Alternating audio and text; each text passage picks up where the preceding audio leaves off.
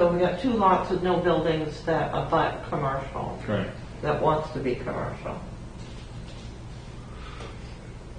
Which more than likely, if it's in that zone on South Main Street, you know, just a continuation, probably not a big deal. So I came by where the Redemption Center was, and it's a gym or something. I didn't think, you know, I see all the vehicles there, and then in the windows I see all kinds of people jumping inside or something. So Oh, really? That's turned into a gym? something like that, I think. Yeah, they had, it was a similar use so they could move in, Right. and they're not going outside the building or changing anything. Right. So where the Redemption Center go? They just You'll It went laundry. next door to where the laundry used to be. Oh, really? Oh, okay. Man, I should keep up on this stuff. That's. Yeah. I know, things have moved back and forth around the town. Yeah, my daughter was telling me there's a Taco Bell, I guess it's going over in Newport at the old Tim Hortons, and then that empty lot beside Sebastian Credit Union there towards the lake.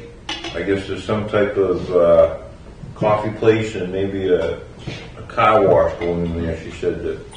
I wonder if that Taco Bell is a combination Taco Bell, Kentucky Fried, like a lot of them are now. Oh, really? A lot of them are in most places. I think they're owned by the same corporate company. I think they're owned by Pepsi. Yeah, I think so, something like that. Yeah, that's what she said that they were going into. Because by doing that, it really broadens the amount of people potentially coming in. Yeah. And you know, because neither one of those takes, you know, they're always a lot smaller than a McDonald's or Burger King or something.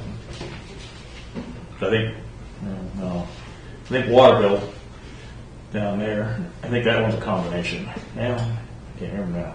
I know I've To seen. be honest with you, I don't eat it either of them. Well, I don't think I've ever bought it. I've never eaten at a Taco Bell. You know, in the last 10 years, I've probably eaten at a Kentucky Fried Chicken 2 or 3 times. But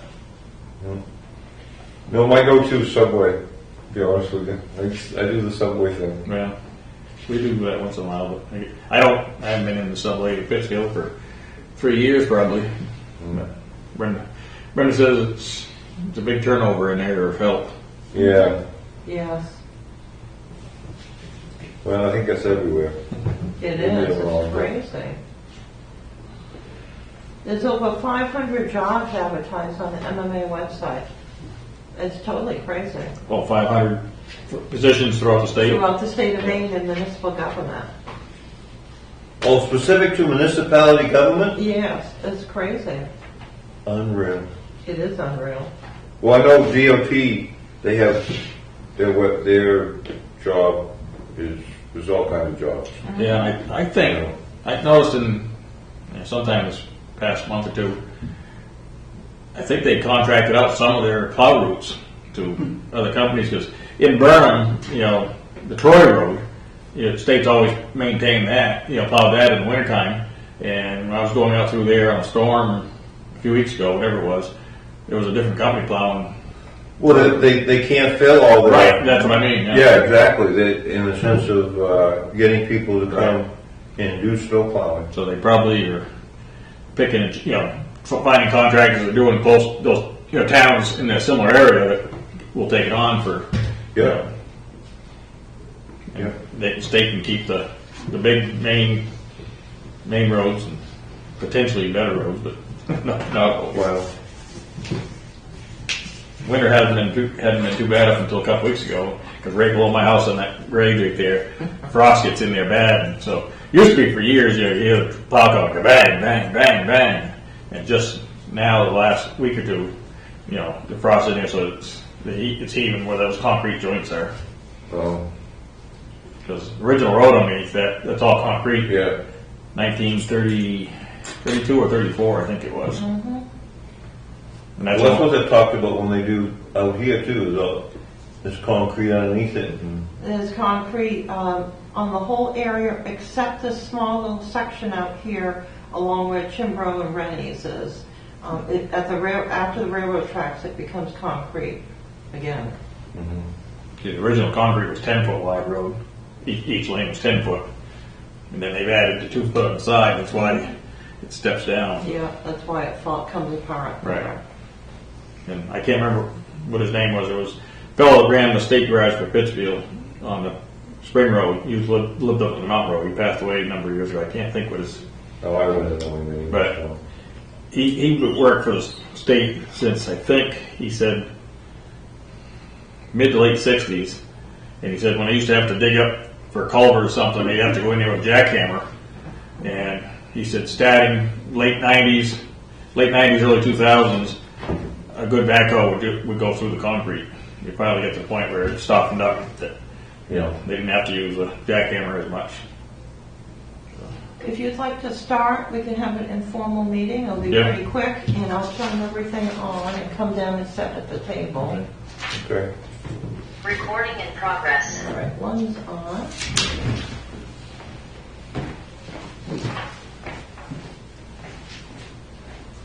I'll let her turn the camera on. Yes, the camera's on.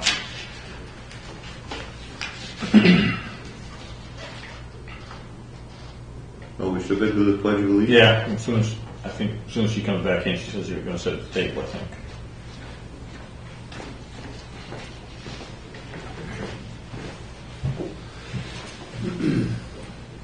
So I'll come sit down here. We'll have a little training course, so we'll be in compliance with the new state law. The planning boards hadn't been required to take the training course before. Okay, so I guess we'll open the meeting with the Pledge of Allegiance. Right? Pledge of Allegiance. Allegiance to the flag of the United States of America and to the republic for which it stands, one nation, under God, indivisible, with liberty and justice for all.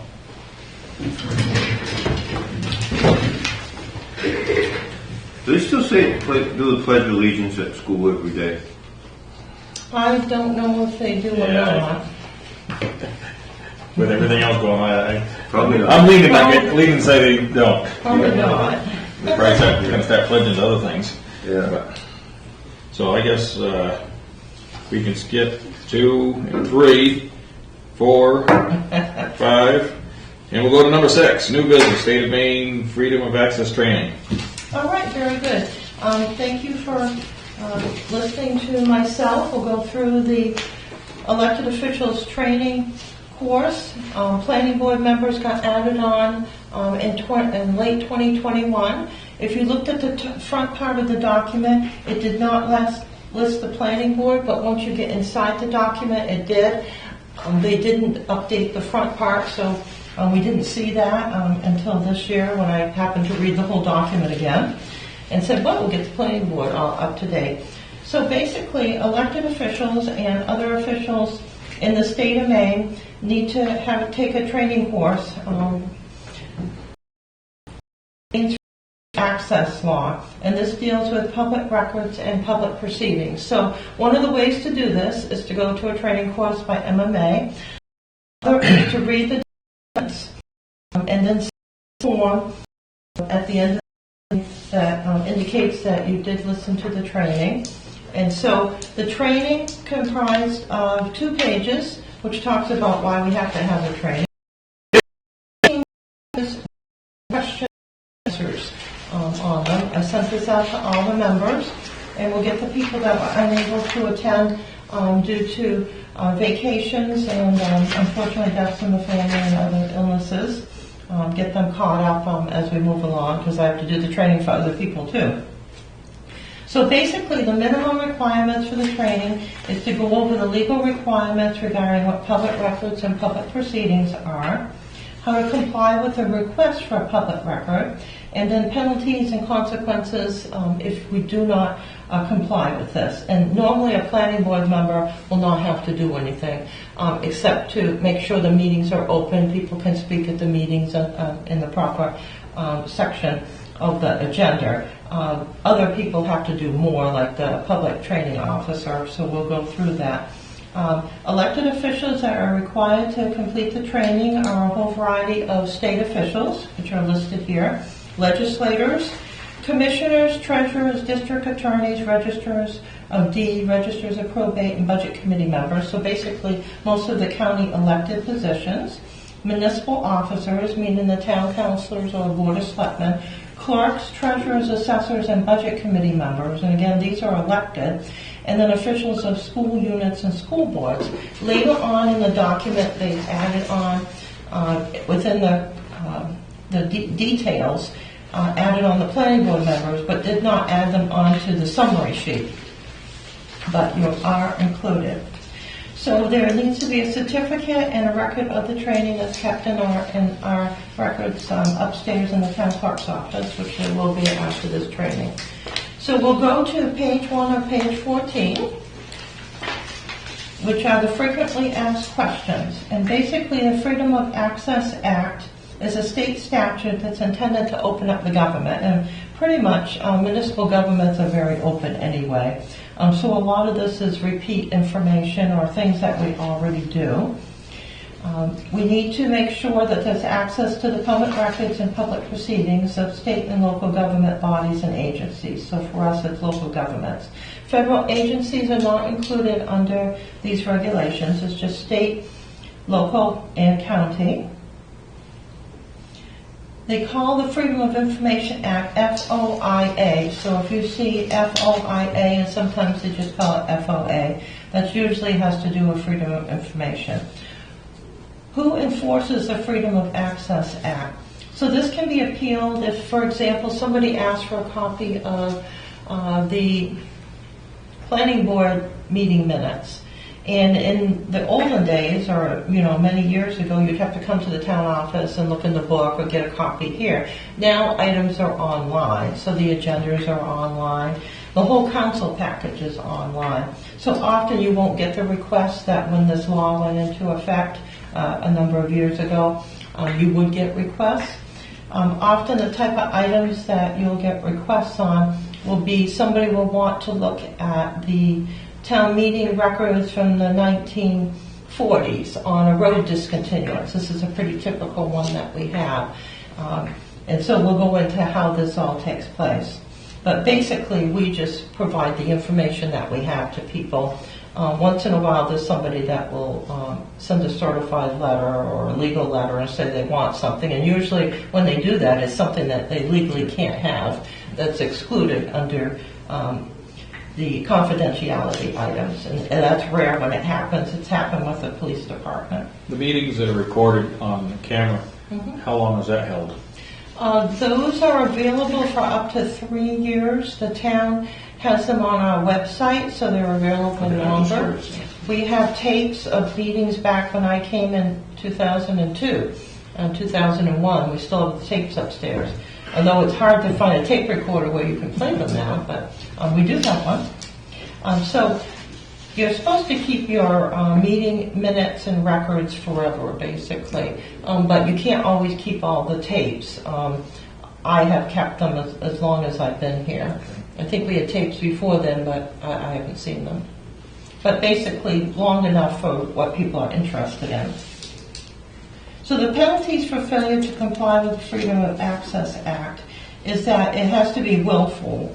So a willful violation means when you say, no, you can't have the records, go away, we don't have any records, ignore the people, that's kind of willful. Or hide the information. Unfortunately, one town did that and got in trouble. But generally, we just turn over the information, unless it's confidential. So if there's a willful violation, it's subject to a fine of not more than $500 for the first violation, a fine of not more than $1,000 for a civil violation that was committed, and not more than 4 years after a previous judgment of a violation by an officer or employee. So basically, this isn't something that you really hear of here. You might hear of it in larger cities, for example. Going on to page 2 of 14, there's a public access ombudsman for the state. You can go to the state website on Freedom of Access, and that is an individual that helps people review their complaints about how they haven't received the information that they want. Generally, this position will be used for state government because it's hard to get around and get the information that you need at the state level. So then again, it talks about who takes the freedom of access training. We went over that. And as of October 18, 2021, they added on municipal managers or administrators, which I already have had this many times, municipal code enforcement officers, so when we get a new full-time code officer, I'll do a little training course and pick up the rest of the people, deputies from municipal clerks, treasurers, managers, assessors, code enforcement officer, municipal planning board members, this is where the planning board got picked up, and officials of school administrative units, including superintendents, assistant superintendents, and school board members. So basically, they picked up the elected officials first, and then went back in 2021, late 2021, it said if the elected officials all know, then the people that work with them should know these too. So a public access officer is required to be in each town, and I'm the public access officer as town manager. So that's the person that's designated to be the contact person for any agency, county, municipal government, school administrative unit, etc. It's a designation from the town council, and I would be, as the public access officer, responsible for ensuring that the public record requests are acknowledged within 5 working days of receiving the request. And that's just acknowledging it. Generally, we can turn around, if somebody will want a copy of the budget, they want a copy of the tax cards, they want a copy of meeting minutes, they really don't need to fill out a request for freedom of access, they just need to come and ask. The usual items that we give out are assessing cards, tax records, meeting minutes, and people come in and look at the budget book that we have available. They'll look through the minutes. A lot of this is online, so they don't come in as much. But those are typical things. We don't have anybody fill out a form or state that it's a freedom of access. It's just information that they can have. But if somebody wanted a copy of the town's legal records on a court case that was ongoing, or they wanted somebody's personnel file that they shouldn't have, or they want information on a police investigation that took place, that's why we would acknowledge within 5 days that we received the request. And then there would have to either, it wouldn't be eligible for something like that we could give out, and we'd write a letter explaining why. I've had a request from the newspapers to have a copy of every single email I've ever received, from the year 2010 or what have you, which is like hundreds of thousands of emails. So we sent to the paper a box of emails, and so that was the end of that. But basically there were a couple in there that were legal, so I had to write down they were legal opinions, so I had to write down the state statute that indicated that they were exempted and then left them out. And then you keep your exempted ones separate. So we've already gone over what the training includes. And the training courses don't need to be certified by the state because they're providing us with the answers and questions. And the training is completed not later than the 120th day after the date the official assumes the person's duties. And of course that mostly everybody has had their training, and then we're picking up a few new positions now. And at the bottom of page 3, it indicates how do officials and public access officers certify they have completed the training, and they would do so by filling out the certificate that was included in your package, and which I have here up front. So going on to page 4, I'm getting to the meat of the matter. What are public records? So for almost every meeting that we have, almost everything is a public record. We have for many of the meetings a package of materials. Plan will have a package of materials, and that's available in a book in the town office and on the counter of the town clerk's desk in case somebody's interested. We put the agendas on the website. We'll probably put the whole package in the future. Council packages have been on the website since 2019. The entire package. Before it was just meeting minutes and agendas. So basically, anything that goes along with the meeting that's not confidential is a public record. So almost everything that the town has is a public record. A few items that would be lawsuits, legal opinions on road, maybe whether a road should be accepted or not, or is a discontinued road, the actual decision would be public, and the records of the town clerk would be public in the town meeting, but not the actual legal opinion. Personnel files would not be, they would not be a public record, items such as that. So there are just a few categories.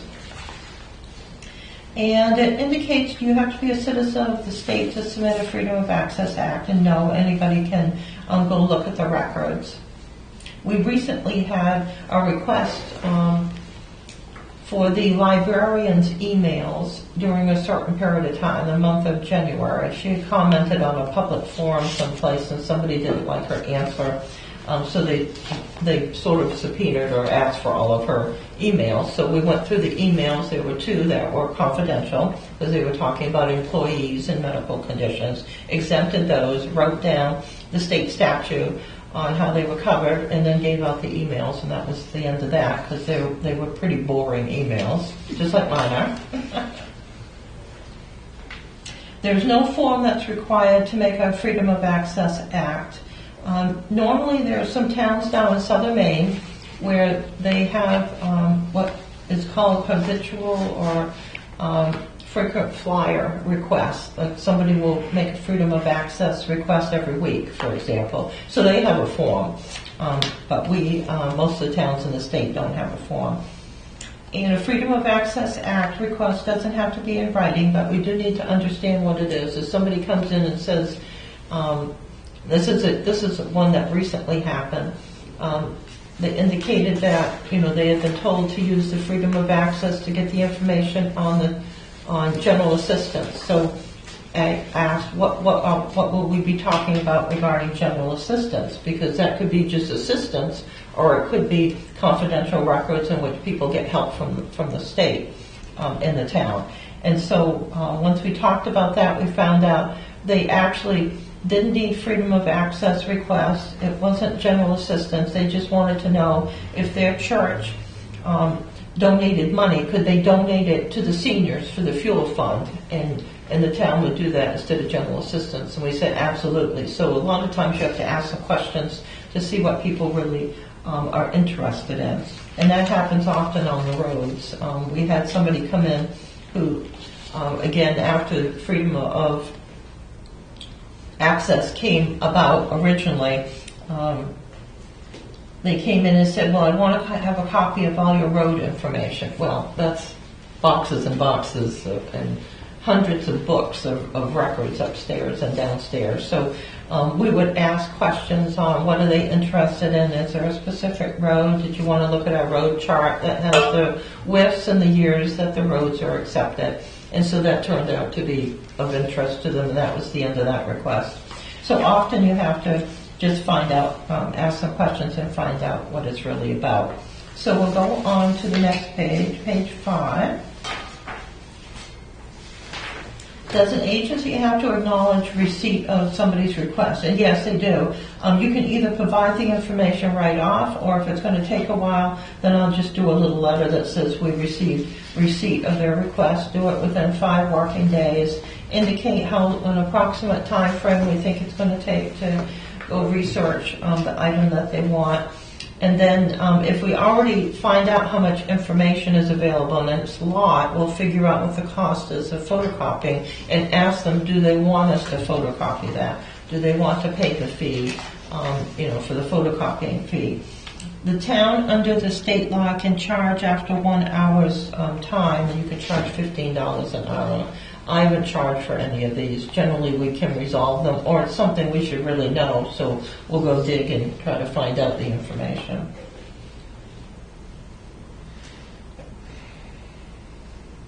And then looking down, some of this isn't really relevant. We can ask for clarification concerning the request, which is what I've been talking about. And yes, we do have to estimate how long it's going to take to respond to the request. We have one road that it's very confusing on who owns the road, what's going on. The town knows it doesn't own the road. So we had to do some research, and that took 4 months of going through everything everywhere. And we still didn't find much. And it's still at the same status of it's not the town's, but we don't know whose it is.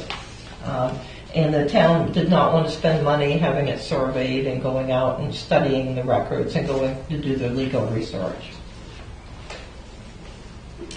When does the agency or official have to make the records available? And that is on, I think it's page 6. And the records have to be made available within a reasonable period of time. And if the request is a complicated one, it can take 4 months to go through, just like looking for the records on that road. We wanted to resolve that. They just simply, there aren't the records here that can do that. And then skipping down here, some of this isn't relevant. What do you do if an official doesn't have regular office hours? Well, we do have regular office hours. Anyone can come in. It does say, does an agency have to produce records within 5 days of my request? And no, that's just that we need to make the records available within a reasonable period of time. But we have to acknowledge the request within 5 working days. And I think all of them have been, except for that one, which wasn't really a freedom of access. We were just trying to figure out who owned the road, as that would be helpful. So what has changed now regarding going to the agency to inspect the records? Sometimes people will want to come in and look at the town meeting books, and we'll make them available in front of the town clerk at her desk, or if it's something that the person actually needs to go through, like an attorney, we'll send a staff member in to be with them while they go through the files and everything, and that's very rare. But generally, we can scan things now, and scanning doesn't have a cost attached, so people have figured that out. And so we could scan 30 pages and there wouldn't be a photocopying fee. When may a government body refuse to release the records I request? That's at the bottom of the page. These are the records that are not public records, which I've mentioned. These are items that are designated as confidential by state statute. It would be, for example, the pay of the officials, the different employees is not confidential. However, the benefits that they have, who has what benefit, that's confidential under the law. The personnel files are confidential. Negotiation process, we just started with the police department, that's confidential and couldn't be released at this point. When there's a contract, it can be released once it's approved. One item that we did have people ask about, and they didn't understand that it couldn't be available, but once we explained it, it was quite clear. We had an engineer that wanted to know our security plans on the water treatment plant. Well, we can't give that out because somebody could get into the water treatment plant. And so security plans or procedures to prevent acts of terrorism are not eligible to be given out. So that was one we had to deny. And there's a whole statutory exceptions list. These aren't things you'll run across. An item that the council could run across is if we had a tax increment financing district that was being negotiated with a business. We would want to keep that confidential until the end. Somebody could request that, but that would be exempt under the state law until it was approved. And then once it's signed and approved, it's no longer exempt. On page 7, what happens if the public record holds some information that is open to the public and some information that falls within an exception? This is where we would redact it, and I have had to redact a few things before. It's rare, but that does happen. And we would list a state statute that would allow that redaction. Emails are subject to the public access regulations, as well as copies of packages and other records. And an agency does have to explain why it denies access to a public record, and I've noted that we would write down the state statute for that. Now, it talks about page 7, what can I do if an agency fails to provide a written denial? If there's not a written denial or a statement that the request may be denied in full or part following a review within 5 working days, that is considered to be a failure to allow inspection of copying and would be subject to appeal. And that would be not if somebody was out sick or on vacation and didn't check their email for 5 days. It would be the town just said no, and we're not going to provide it. And it can't do that. You have to say why it's not available. And so people can appeal this, and it talks about going to the Superior Court. Hopefully nobody's had to do that in the state. Can an agency deny a request because it's unduly burdensome? We have to make an estimate and an effort on how long it will take to take care of items, and the cost of what we think would be available for research. So far we haven't had one of these requests that would be burdensome. I'm sure we could. We used to have a Florida firm wanted to have a copy of all of our purchase orders, which would be like 3,000 purchase orders a year, and so that would be burdensome. The financial company that we work with for the software, because this request went to most of the towns in the state, they created a program that we could go in and go through certain steps, and we could create the document and send it directly to the company. So every couple of years we have to send 2 years worth of purchase orders, like 6,000 items, to that company. I don't know what they do with the information, but they don't get it in the format they want, but they get it in a format that complies with their request. It's the only way that the financial software company can set it up. So we all send that out. But if it's unduly burdensome, it can be limited. So far we haven't had one of those requests. The one in which we were trying to figure out the road when people asked, that was something that would have been helpful to us too, as well as everyone else. May a governmental body ask me why I want a certain record? It doesn't prohibit us. We would ask certain questions because we're trying to get to the bottom of what we really need to supply and not go through hundreds of pages of documents. If we know what they need, sometimes you can figure out how to get to that document. People cannot ask for public reports or other documents to be created, summarized, or put in a particular format. And I know when this first came out, people would ask for the meeting minutes to be put onto a tape for them, and we had to do that. Now, because things are so accessible and you have copies of the live streaming or on the website, like this will be, it's pretty easy for people to download that, make a copy of it and everything. Must the agency or official provide me with access to a computer terminal to inspect electronically stored public records? And no, the town's not required to do that. And you wouldn't want to just have anybody come in off the street and get into your networking and everything, because the computers would all be hooked together.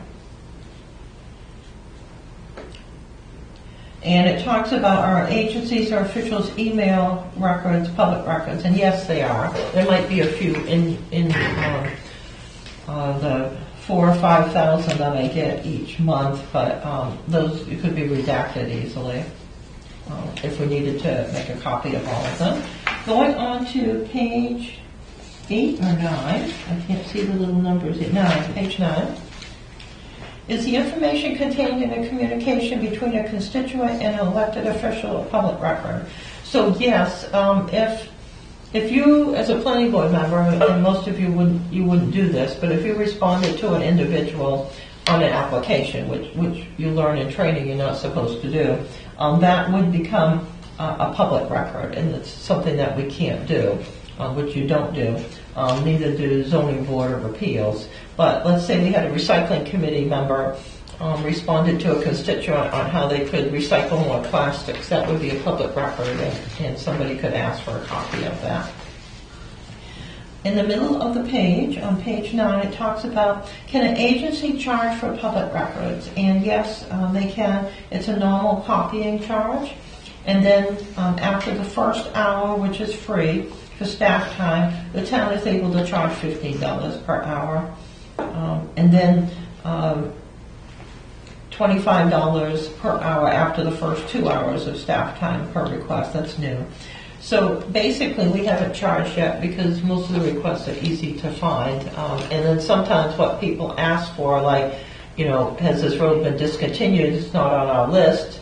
that would be a good project for a high school student from MCI to go through the records, or we would have a volunteer go through, or if it's something that would be really good, I would go through that, because it would be helpful to have that information on our chart.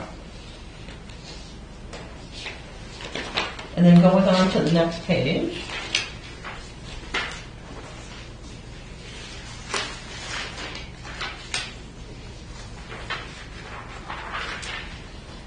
There's a section on page 10 that talks about, is a public agency or official required under the Freedom of Access Act to honor a standing request for information, such as a request that certain reports be sent automatically each month? No. But normally, if it's something, let's say like the town manager's report or the council package, it's on the website by a certain day so they can download it easily.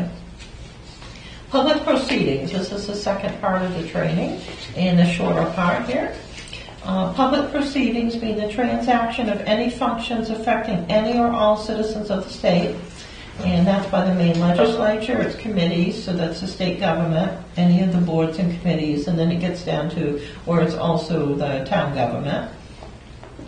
What does the law require with regard to public proceedings? It must be open to the public, and any person must be permitted to attend. When does a meeting or gathering of members of a public body or agency require public notice? And that's required if you have a meeting of a body or agency consisting of 3 or more individuals. So even though there's just 3 of us here, we would have had a notice. If there were 2 of us here, we would have a notice out because we would have put the information on the town website, posted it upstairs, sent it to all of you and any other interested parties. What kind of notice of public proceedings does the Freedom of Access Act require? We just have to give enough notice and time so that people can attend a meeting. And so usually the council materials come out, and there's a schedule on the website, but the council materials come out on the Friday prior to the Tuesday meeting. When you have applications, it comes out like a week in advance. This was an informal meeting with no applications, so it just came out like 4 days in advance on the website. So that's enough time for people to be able to attend. On page 11 of 14, can a public body or agency hold an emergency meeting? Absolutely. But when we do that, we have to post it. We're supposed to call the newspapers, because you're not supposed to have meetings that people don't know about. But often not everybody will know about that. You would put it on the website, call the newspaper, post it upstairs, post it at the store. Can public bodies or agencies hold a closed door discussion? Absolutely. Those are executive sessions, a specific motion that has to take place. You try to reserve the number of executive sessions that basically personnel, economic development. If there's a hearing, like let's say there was a committee member that didn't show up to a certain number of meetings or did something they weren't supposed to do at a meeting, not of the planning board, of course, but of another board, they can hold a hearing, an executive session, and hear the information from the party that had violated whatever law it was, and then go through and decide what to do. Any items that are conducted during executive session, you can't make motions, but you can discuss all the materials. The motions would take place afterwards. If somebody believes that a public body or agency conducted improper business during executive session, people can appeal that to the Superior Court. Generally, they would bring it up with the Town Council and Board of Selectmen, or whatever entity, if it was Planning Board and there was an executive session here, because there was something that actually fit an executive session on a Planning Board application, which would be rare. Can members of a body communicate with one another by email outside of a public proceeding? That's not prohibited, but if you have applications, you really shouldn't be discussing that amongst yourselves or sending out emails. If you were to contact the code officer, that's fine, but not within yourselves. One item we have to watch out for is often, and I send out the materials to the town council separately, so each councilor gets the same message as the other councilors. I found, and it's very easy when you're on let's say there's 7 of you or 5 or 6 of you for the planning board, then you all start talking amongst each other. That's considered a council meeting or a planning board meeting, and it's an illegal one because there's no agenda. So that's why I send them out separately, so nobody, will get going talking just innocently and then have an issue. So going to page 12, we're almost at the end here. In the middle of the page, it talks about can I record a public proceeding. And in the olden days, before we had all the live streaming, people would bring a tape recorder and everybody would be like, they can't do that, but they could. They could have a tape recorder at the meeting and tape the meetings. Now there's no need to do that because you have all the live streaming and the sessions are on the website or can be accessed in other formats. Do members of the public have the right to speak at public meetings under the Freedom of Access Act? That's really not what covers speaking at the meetings. That would be up to the boards and what you have for rules. Like you have a section at the end, and you've always, at the planning board meetings, allowed people to ask questions and everything. And the town council has too. Is a public body or agency required to make a record of a public proceeding? And unless that is listed as part of the regulations, you would only have to have minutes. The vote to the meetings is all that's really required. We try to put a little detail in, and sometimes too much detail. But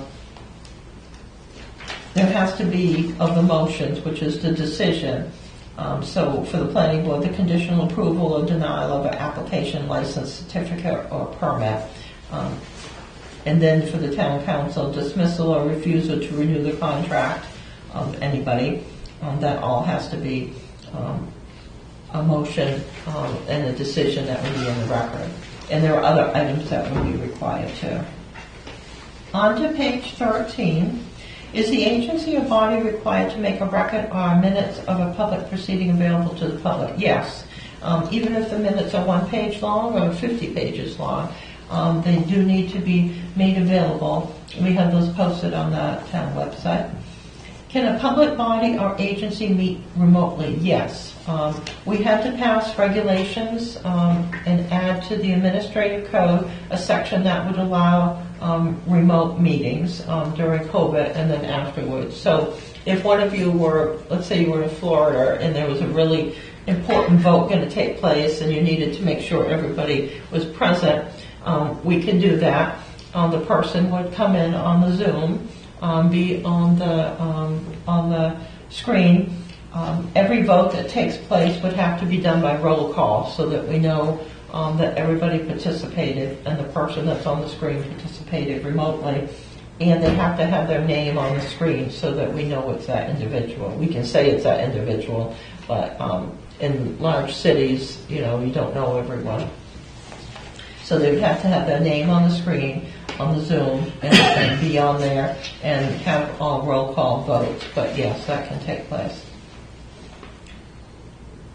And the next one too, the same thing. If you're going to hold a hearing, you can.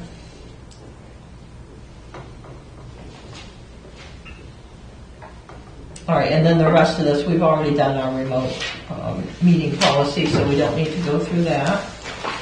And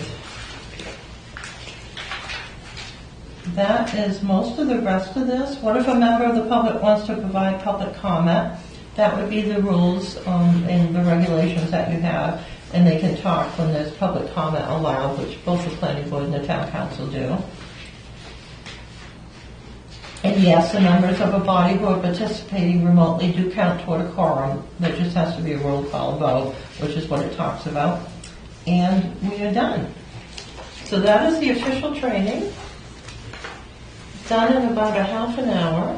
Mm-hmm. It's supposed to be 2 hours long. No, I'm only kidding. The course that you take is 2 hours long. So on the certificate of completion, you put your name in, the date of the training, which is February 13th, and you'll check off the first box, a thorough review of all the information made available on the frequently asked questions, and then date, sign, and print your name and your office, planning board member. And you're all legal again. Not that you weren't before.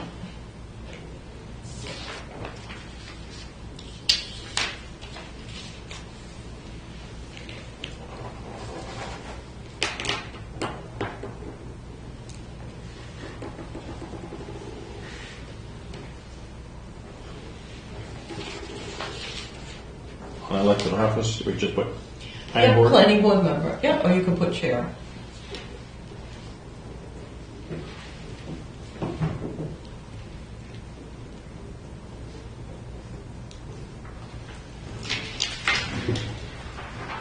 All right, very good. Thank you so much. We can all get up. I'll have the same problem later. Thank you. Keep putting off having my knees done. One time I think I'm gonna have it done, I talked to someone that had it done and said they shouldn't have. Thank you. They have both of them done. Thank you so much. I appreciate that. So if you wanted to, you could talk about any projects or items you'd like to do, or you could wait till you have a full board. Your choice? Yeah, I guess. I don't have any big things on my agenda. I don't either.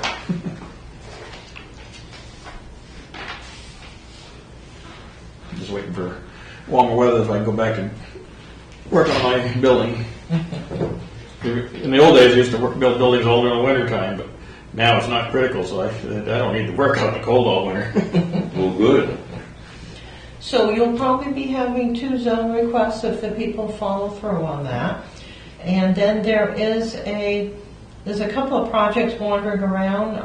There's 2 interesting projects, but it looks like they will not change the structure externally, so they can move right in once they get all their building permits and everything. So that, I can't talk about those, but that would be quite interesting. There is a project going on down in Main Street on the PPI project. It's a planning project in which we got a Maine DOT grant, which had to be increased because the cost of the consultant that the committee chose was a little bit more expensive. So we were able to get a grant for $91,200, of which 60% is paid for by Maine DOT, 40% by the town.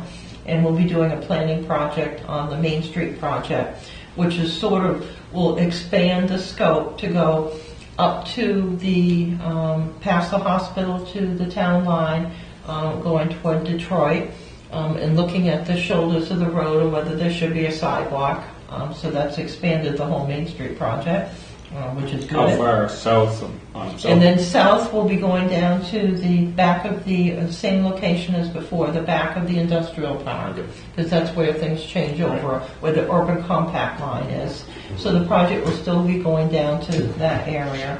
This all started when the town got, it was a miracle, we got the grant for a Main Street sidewalk because we could never afford to do that ourselves, and we weren't eligible, but because the tech center was going in that Chimbro had, we could count the jobs, and so this was wonderful. And then DOT got behind, and then we got delayed, and then all of a sudden, once we got going and DOT was going strong, then this grant opportunity came up, so now DOT is waiting for us to work on the grant, which just got approved. And so there's a little Main Street committee, it's called the PPI committee for planning purposes, that will be meeting shortly to start that project. And it'll go, the scope has been expanded to the parks, so that Manson Park is included to some extent. Stein Park, Hawthorne Park. So this will be interesting. It'll talk about the downtown area. We have a KV Cog planner that'll be working with the main planner, which is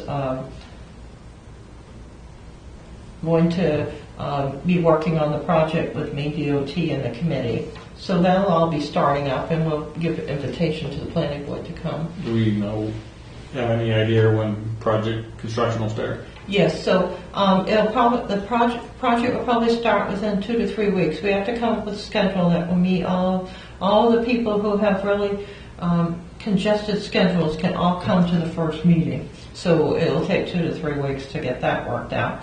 And then the deliverables by the consultant have to be done by February of 2024, and we'll try to rush that a little bit.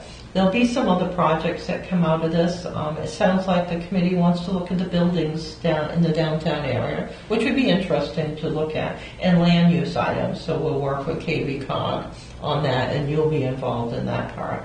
So it's sort of like a little downtown revitalization project. The physical construction is still a year off at least. Oh, yes. Yes. Because once we start up and this gets going and the state sees that we're not changing things or things are going to be changed, then the state has to go back, MDOT, and get their historic preservation approval again, which takes a little bit of time. They have all the paperwork, but they'll have to file it again. So it's a ways off. We have asked the state to pave Madawaska Road, which got caught up in all of this. Madawaska was going to be paved when they paved Main Street, and then this all got delayed when I got the grant for the sewer system so that the SAS building could be used. There wasn't sufficient sewer to add on the SAS building, and who would have thought the company that would go in there would be that company. We figured it would probably be smaller, so we definitely needed the sewer fixed, and so that grant sort of slowed down the process there. But it was a huge federal grant, so we were very fortunate. And there's been, so far, no sewer problems since then. So that'll be a project you'll be working on, which will be interesting. You must have had a little issue a few days ago down here, sewer pump on South Main Street. Yes, we did work on the pump station on South Main Street. It's very old inside. It's the 1970s. When I was in Herman, we had these in the late 1990s, and we fixed them. So we fixed ours. We just recently fixed ours. And one day I come in, I see them there with a backhoe and working. Yeah, it was not a good confined space area. We'll put it that way. Old-fashioned one. Well, I'll make a motion to adjourn and. Second. All in favor? Yep. I was asked by someone a few days back, or a week ago, how come between Pittsfield and Newport, all the row facilities and stores are there? I said, because they didn't do any regulations. The town, I don't know what the town stepped in. My wife talks about that about every other, once a month. And there's a number of places like that around the state. It is true. It is. Yeah. It is. Yeah. We went to the Freiburg Fair, first time I've ever been able to chance to get away, and just between Freiburg Rail and when you come across the Hampshire border towards Freiburg, Yep. there's 2 or 3 places right there. Because Oh yeah, that's yeah. So, All right, you guys, good to see you. Yeah. You guys all take care. Okay, blessings to you all. okay. Yep, good to see you.